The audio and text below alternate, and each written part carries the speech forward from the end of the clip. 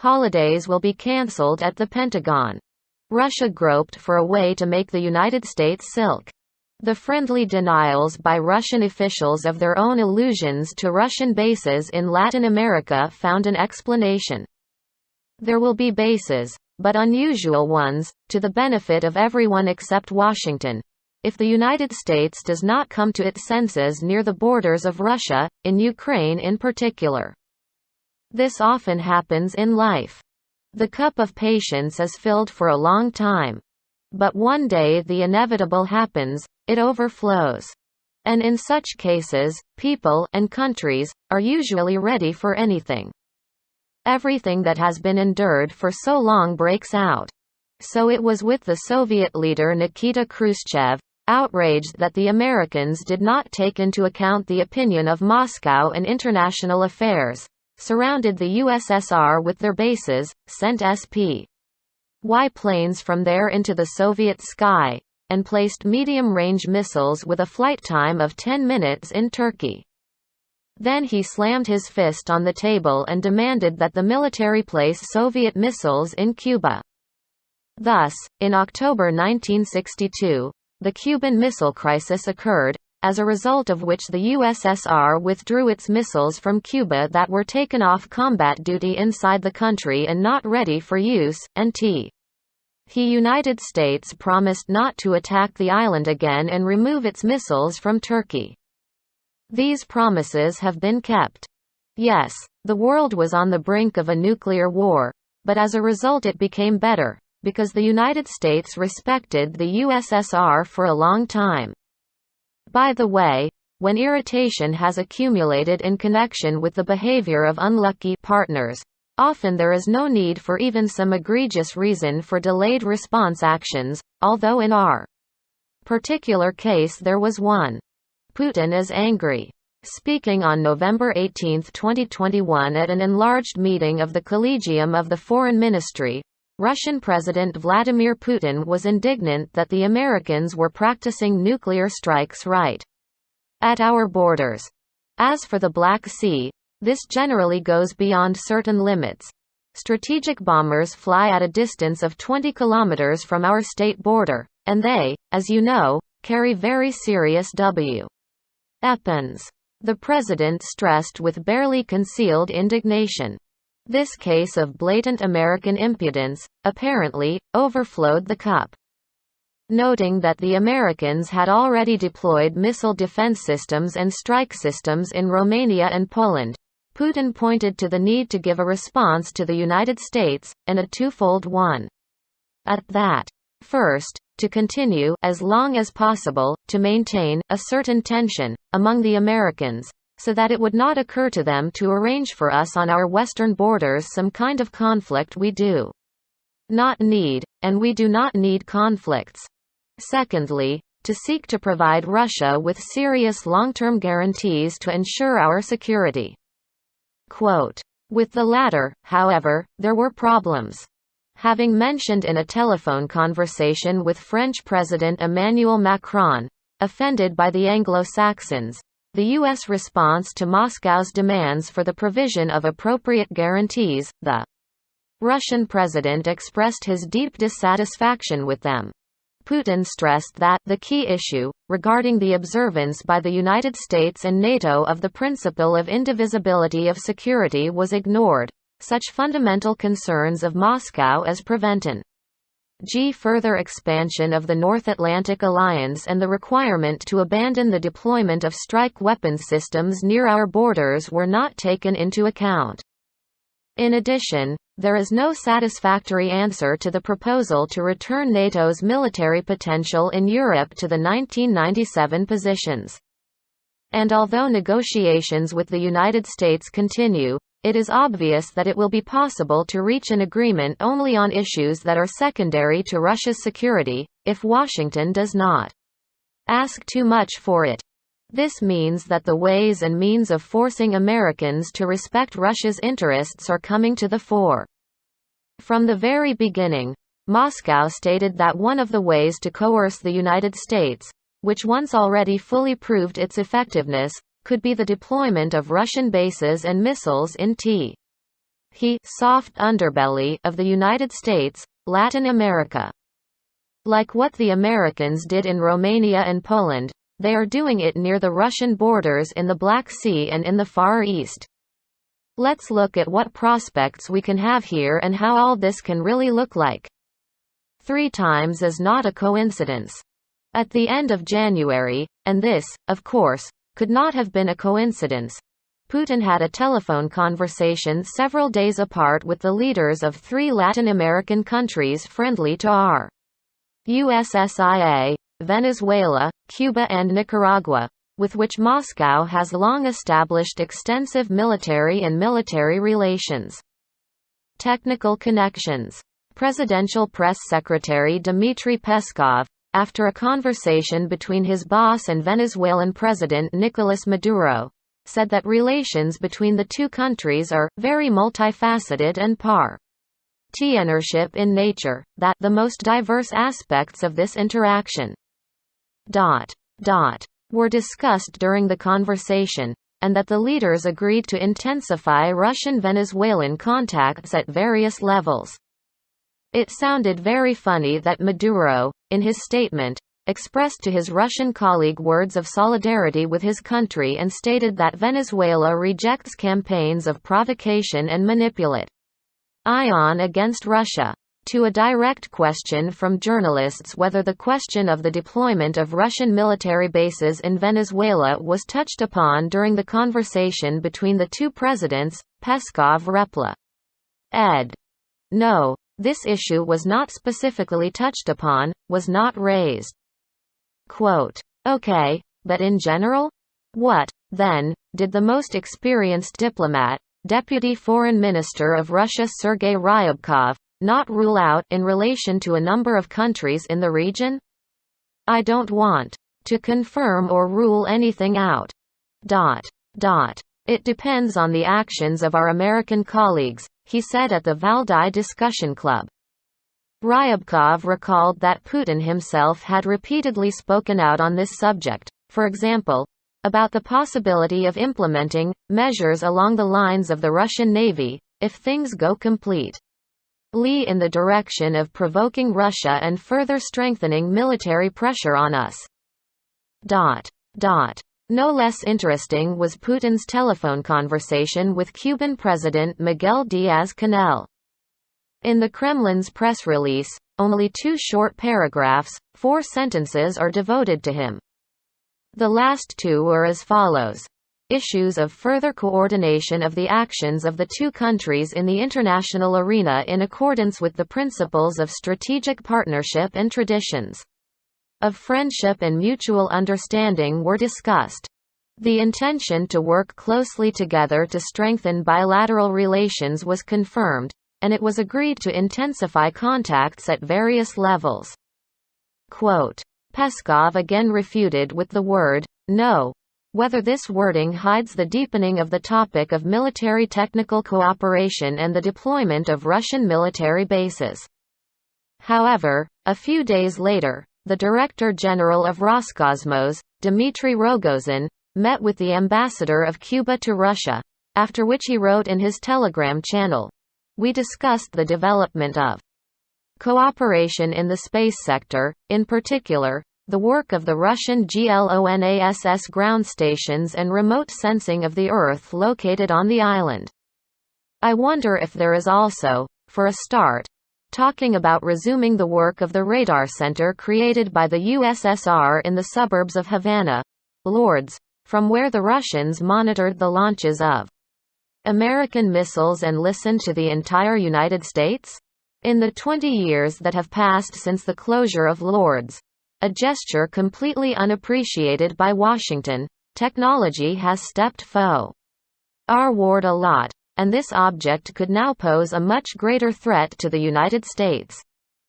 By the way, Peskov himself said some time ago that it is too early to talk about specific scenarios for the deployment of Russian missiles in Cuba, but Russia is thinking about how to ensure its security.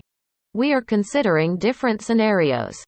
And then Putin also spoke with Nicaraguan President Daniel Ortega. Moreover, The official reason for this was clearly far-fetched.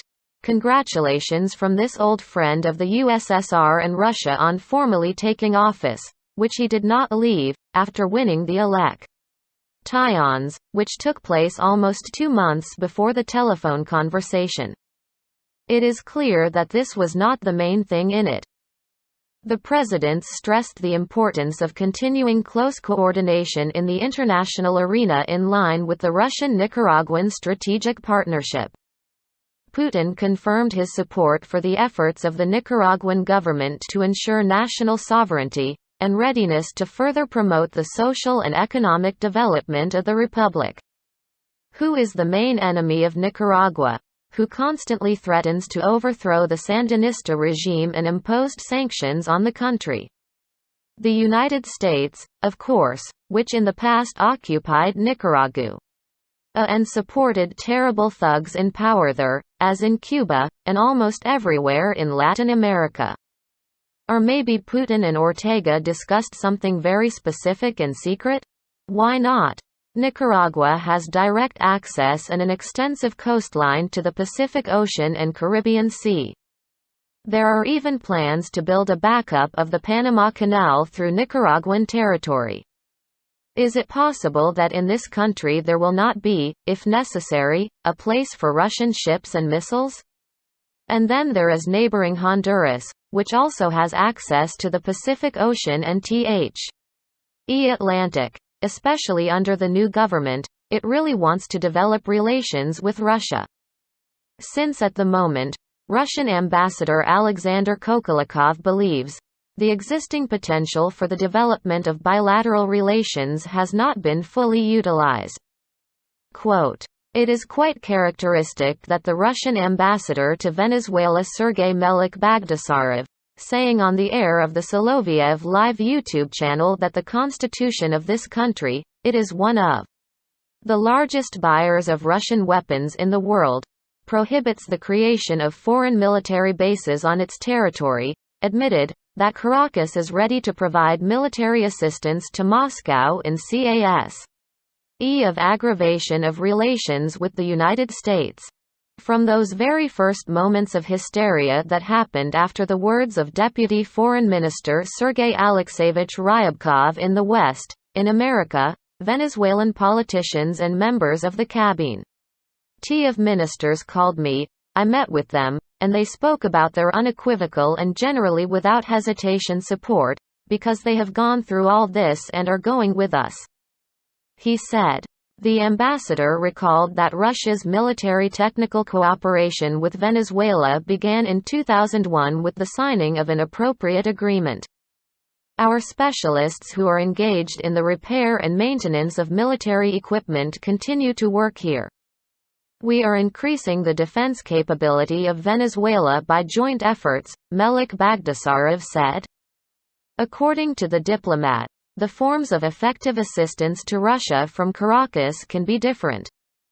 Venezuela has a well-developed port infrastructure. There are both deep water ports and civilian ports. There are various bases of the Venezuelan Navy.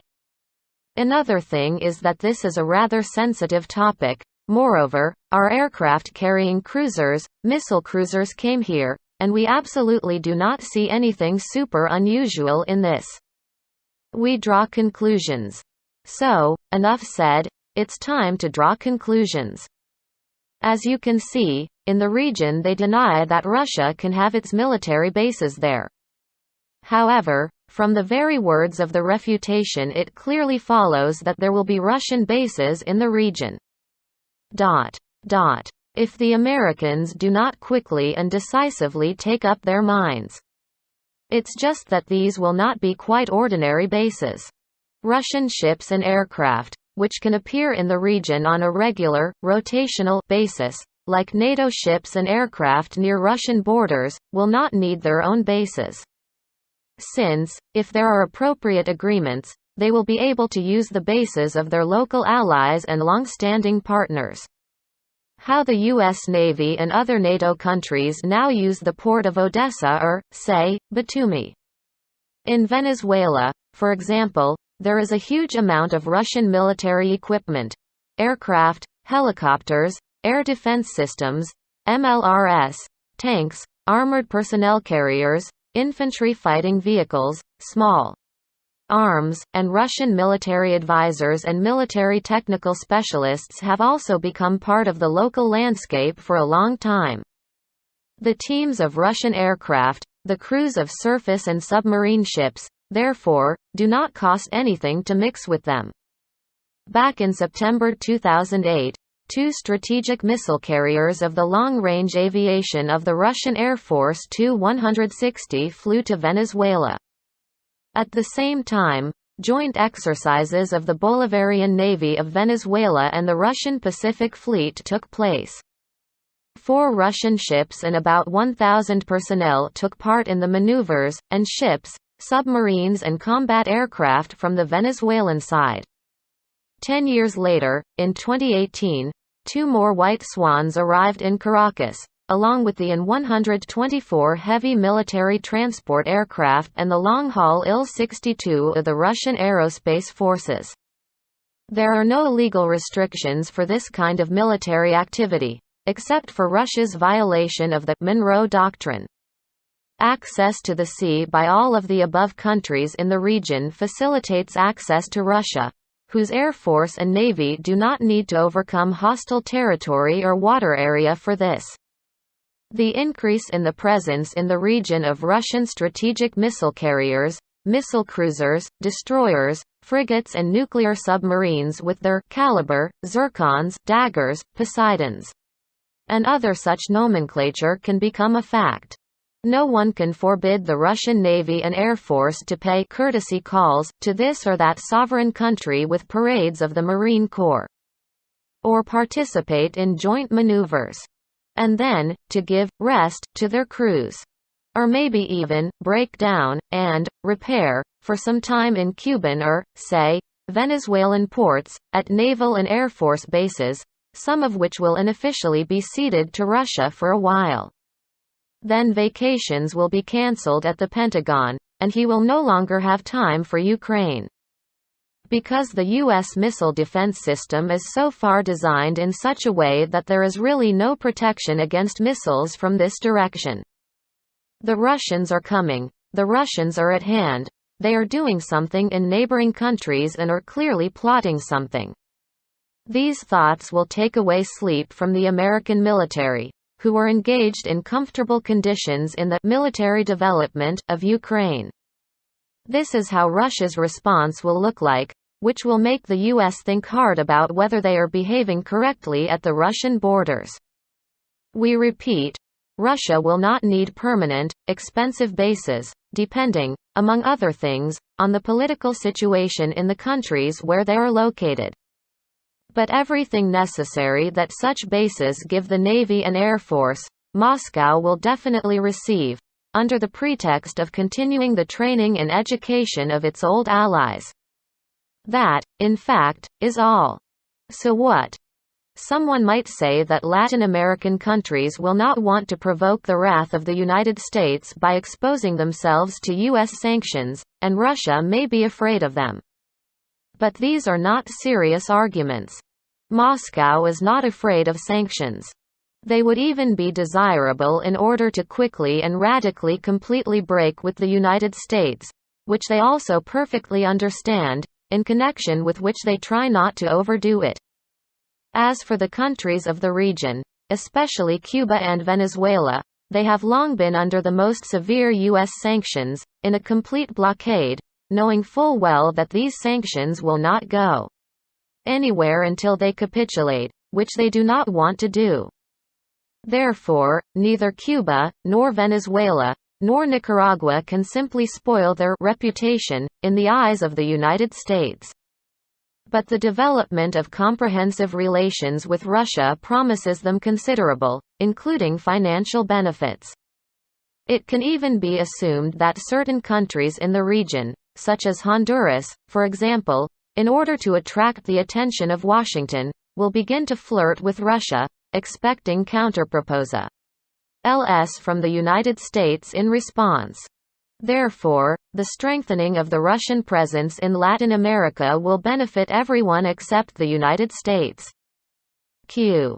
e.d. And if so, then Russia, when the United States comes to its senses in Ukraine and in general near the Russian borders, can on a mutual basis reduce the military development of territories and weight rs close to the Americans. For financial reasons, for example. The rules of the game now, apparently, will be just that.